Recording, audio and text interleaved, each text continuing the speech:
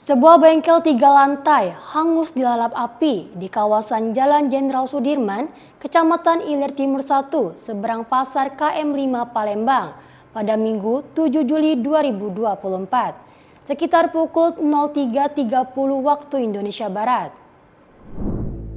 Kapolsek IT1 Palembang, Kompol Ismail ST, membenarkan peristiwa kebakaran ruko bengkel 3 lantai tersebut.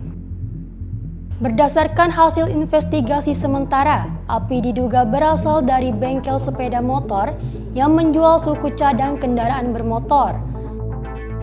Sejumlah suku cadang terbakar hangus dalam bengkel tersebut dan menyebabkan kerugian mencapai puluhan juta rupiah.